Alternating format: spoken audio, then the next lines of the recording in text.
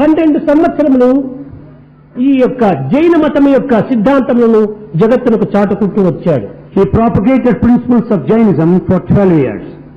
తదుపరి ప్రపంచవ్యాప్తి గావించాలని అనేక విధములుగా కూడాను అతను ఒక విధమైనటువంటి పవిత్రమైన పట్టుదలను అభివృద్ధి పరుచుకున్నాడు. He had that sacred perseverance to make these principles of Jainism spread all over the world.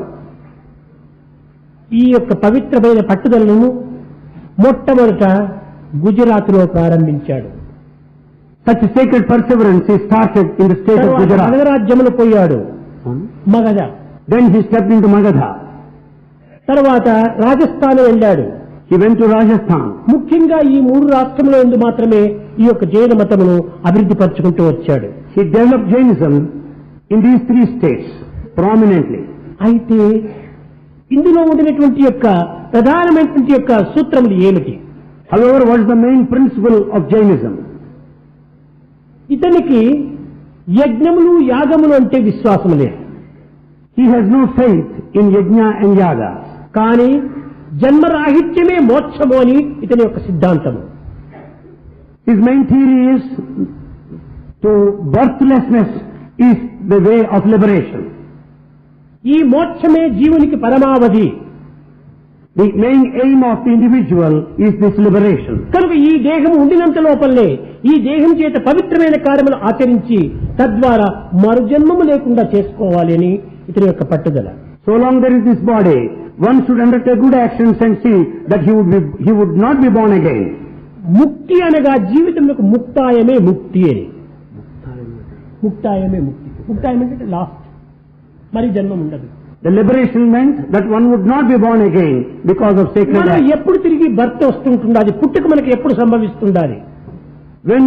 When are we born actually? When we take birth? విత్తనములు ఉండినప్పుడే తిరిగి అవి మొక్కలుగా అభివృద్ధి అవుతాయి. When there are seeds only they sprout up. కనుకనే సంకల్పములనేటువంటి యొక్క seeds లేకుండా చేసుకోవాలి అని తిరిగి. He said that there should not be any thought, any seeds of thought. మానవుని యందు మోహము ఉండినంత వరకు కూడాను జన్మము తప్పదు. So long there is attachment in man, this birth is certainty. కనుకనే మోహక్షయమే మోక్షము అన్నాడు. To be detached is something that leads to liberation. ఈ ప్రకృతి పైన ఉండినటువంటి సంపూర్ణమైనటువంటి భావములన్నీ కూడాను పరమాత్మ వైపున మరల్చటమే. All thoughts relating to the world should be diverted towards God. తల్లిదండ్రుల పైన ఉండినటువంటి ప్రేమ, Love towards parents, father and mother. పైన ఉండినటువంటి ప్రేమ, Love towards the son. భార్య పైన ఉన్నటువంటి ప్రేమ, Love on wife. పుత్రుల పైన ఉన్నటువంటి ప్రేమ, Love of బంధువుల పైన ఉన్నటువంటి ప్రేమ, Love towards relatives. వస్తువాహనాదుల పైన ఉండేటువంటి ప్రేమ, ఈ సమస్త ప్రేమను కూడా భగవంతుని వైపున మరల్చటమే ఇది మోహక్షయము అన్నాడు. Attachment towards things and objectives relating to the world should be diverted towards God. That only leads to ఈ liberation. ప్రాకృతమైనటువంటి జగత్తు పైన ఉండేటువంటి మోహాన్నంతా కూడా భగవంతుని పైన మరల్చటమే. All the attachment towards this physical world should be diverted towards God. కనుక ఇది మోక్షం అనేటువంటిది జన్మ రాహిత్యమునకు ప్రధానమైనటువంటి గమ్యము అన్నారు. The main objective is moksha of liberation is this birthlessness, not to be born again. విశ్వాసము, జ్ఞానము, ఆచరణ ఈ మూడే చాలా ముఖ్యమైనటువంటి సూత్రములు. There are 3 main principles: the faith, the knowledge, and practice. Wisdom, and wisdom. Not knowledge, wisdom. Wisdom. Knowledge అనగా ప్రాకృత సంబంధమైనటువంటి యొక్క జ్ఞానం అనుకుంటాం మనం.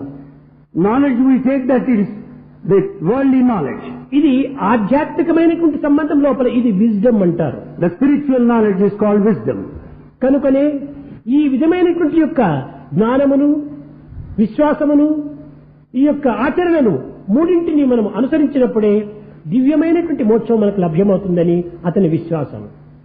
He believed in that one can have liberation by having wisdom